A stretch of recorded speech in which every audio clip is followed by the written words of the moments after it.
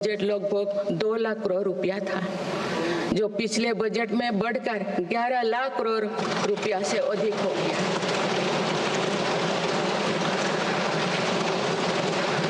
पिछले एक दशक के काम को आगे ले जाते हुए पिछले 6 महीने में मेरी सरकार ने भविष्य के इंफ्रास्ट्रक्चर में रिकॉर्ड निवेश किया है। बाड़मेर में भारत के पहले डीप वाटर मेगा पोर्ट की आधारशिला रखी गई है।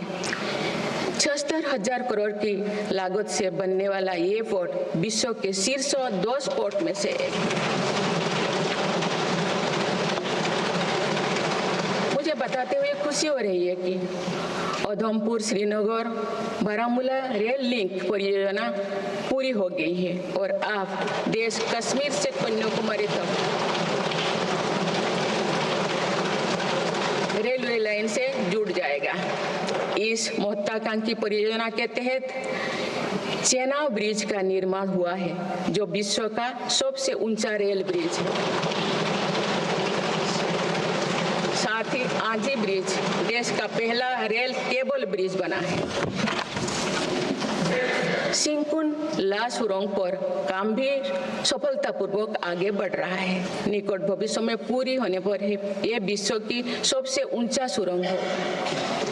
इससे लद्दाख और हिमाचल प्रदेश के बीच 12मासी संपर्क बना रहेगा।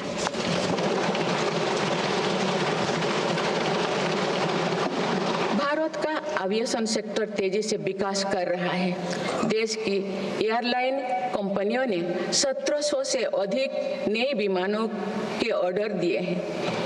इतनी बड़ी संख्या में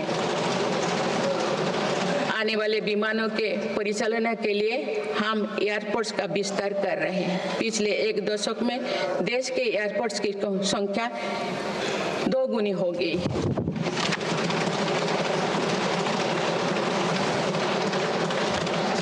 सदस्यगण, विकसित भारत को गति देने के लिए हमारे शहरों को फ्यूचर रेडी बनाना आवश्यक है। इस दिशा में मेरी सरकार ने शहरी सुविधाओं का आधुनिकीकरण कर उन्हें एनर्जी एफिशिएंट बनाने पर जोर दिया है। साथ ही नई शहरों के विकास के भी नींव रखी जा रही है। मेरी सरकार ने लगभग 28,000 करोड़ रुपया के निवेश से देश भर में 12 इंडस्ट्रियल नोड और शहरों के पास 100 औद्योगिक पार्क बनाने का भी निर्णय लिया है।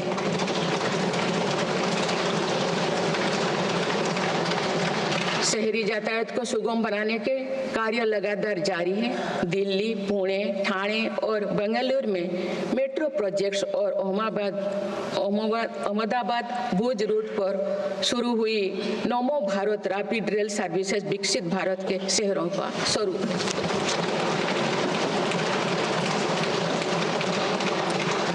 कुछ सप्ताह पूर्व ही दिल्ली में रिठारा नरेला कुंडली कॉरिडोर का काम शुरू हुआ है, जो दिल्ली मेट्रो नेटवर्क के बड़े सेक्शन में से एक होगा। मेरी सरकार के निरंतर प्रयास से दिल्ली में मेट्रो टूर लगातार बढ़ रहा है। 2014 में दिल्ली एनसीआर में मेट्रो का कुल नेटवर्क 200 किलोमीटर से भी कम था। अब ये बढ़कर दुगुना से भी ज्यादा हो गया।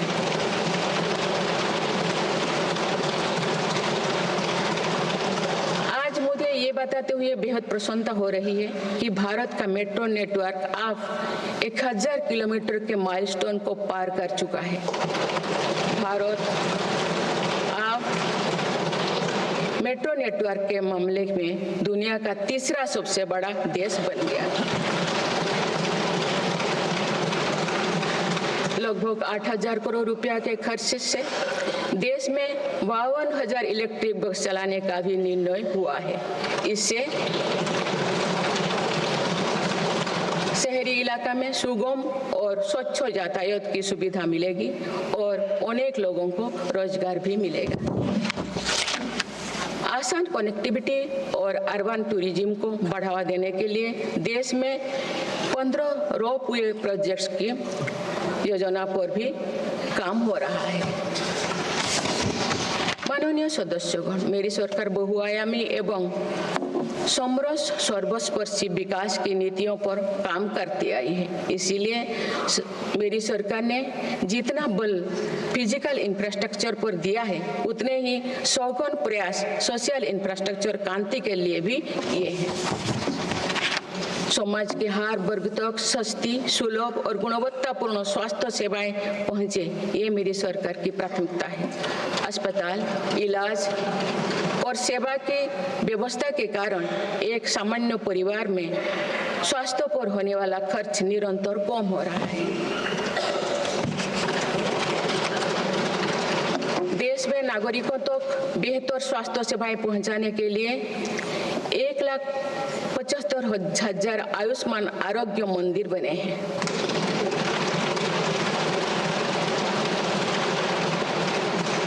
देश में कैंसर मरीजों की बढ़ती संख्या और इलाज में होने वाले खर्च को देखते हुए अनेक कैंसर दवाओं को कस्टम ड्यूटी में से मुक्त कर दिया गया है।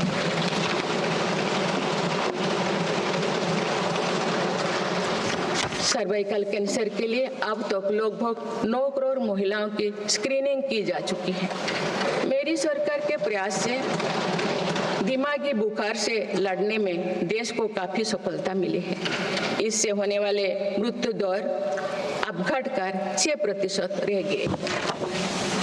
राष्ट्रीय टीबी उन्मूलन कार्यक्रम के अंतर्गत टीबी के मरीजों की संख्या भी घटी है।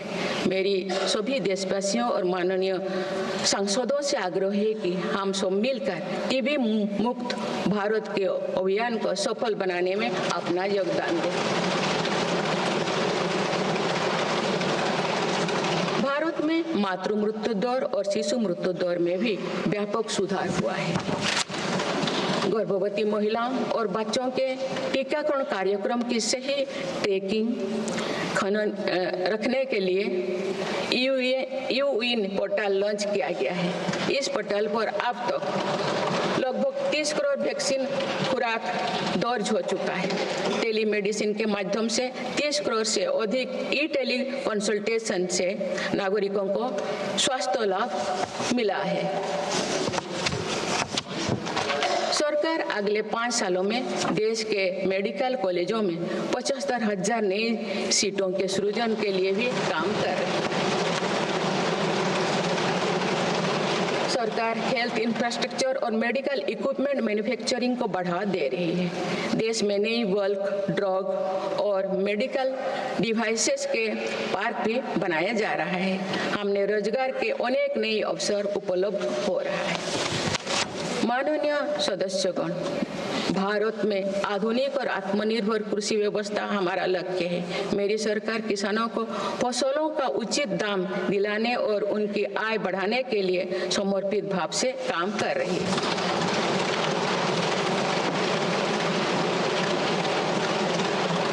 वर्ष 2023-24 में रिकॉर्ड 332 मिलियन टन अनाज उत्पादन हुआ है और आज भारत विश्व का सबसे बड़ा दूध, दाल और मसालों का उत्पादक है। सरकार ने खरीफ और रबी फसलों के एमएसपी में निरंतर बढ़ोतरी की है। पिछले 10 दशक में धान, गेहूं, दलहन, तिलहन और मोटे अनाज की खरीद पर 3 गुना ज्यादा राशि खर्च की गई है। पिछले 6 महीने में फसलों की जलवायु अनुकूल, बायो फोर्टिफाइड और अच्छी उपज देने वाले 109 उन्नत प्रजातियां किसानों को सौंपी गई। देश में कृषि इंफ्रास्ट्रक्चर को सुदृढ़ करने के लिए सरकार ने कृषि इंफ्रास्ट्रक्चर फंड योजना के दायरे का विस्तार किया है। इससे ग्रामीण क्षेत्र में रोजगार को और बढ़ावा मिलेगा। देश में तिलहन उत्पादन को बढ़ावा देने और खाद्य तेलों में आत्मनिर्भरता प्राप्त करने के उद्देश्य से national mission on oil seeds को स्वीकृति दी गई है। प्राकृतिक खेती को बढ़ावा देने के लिए भी राष्ट्रीय मिशन चलाया जा रहा है। इस वर्ष की शुरुआत में ही किसानों को सस्ती दरों में डीएपी की उपलब्धता सुनिश्चित करने के लिए विशेष पैकेज की अवधि की बढ़ाया गया है। मत्स्य पालन को बढ़ावा देने के लिए 11 एकीकृत एक्वा पार्क की स्थापना की गई है। माननीय सदस्यगण, कुछ सप्ताह पूर्व ही भारत मौसम विज्ञान विभाग के 150 साल पूरी हुई है। वेदर रेडी और क्लाइमेट स्मार्ट भारत के लिए मेरी सरकार ने 2000 करोड़ रुपए की लागत से मिशन मौसम प्रारंभ किया है, जिसका लाभ हमारे किसानों को भी मिलेगा। बाबा साहेब अम्बेडकर के विजन पर चलते हुए देश के सूखाग्रस्त इलाकों में सिंचाई और पीने के पानी उपलब्ध कराने के लिए मेरी सरकार ने 2 ऐतिहासिक रिवर इंटरलिंकिंग परियोजनाओं पर काम आगे बढ़ाया है। 40,000 करोड़ रुपये से अधिक लागत की किन बेतवा लिंक परियोजना में मध्य प्रदेश और उत्तर प्रदेश के लाखों ग्रामीणों भाई बहन का लाभ मिलेगा। संशोधित पार्वती कालीमेघी चंबल लिंक परियोजना में राजस्थान और मध्य प्रदेश में सिंचाई और पीने के पानी की आवश्यकता की पूर्ति। पोलावरम सिंचाई परियोजना को पूरा करने के लिए 12,000 करोड़ रुपया की अतिरिक्त राशि भी स्वीकृत की गई है। माननीय सदस्यगण, हमारे 8 लाख सहकारी संस्थाएं एवं उनके 19 करोड़ हितधारक सदस्य ग्रामीणों भारत के करीब 90% क्षेत्र का प्रतिनिधित्व करते हैं। बीते वर्षों में शहरी क्षेत्रों में भी सहकारी संस्थाओं का विस्तार हुआ है। सहकारी सेक्टर के आर्थिक सशक्तिकरण के लिए उठाए गए विभिन्न कदमों के फलस्वरूप रोजगार के अनेक अवसर सृजित हो गए हैं। वर्ष 2025 को अंतर्राष्ट्रीय सहकारिता वर्ष के रूप में मनाया जा रहा है, जिसमें भारत अपना महत्वपूर्ण योगदान देगा।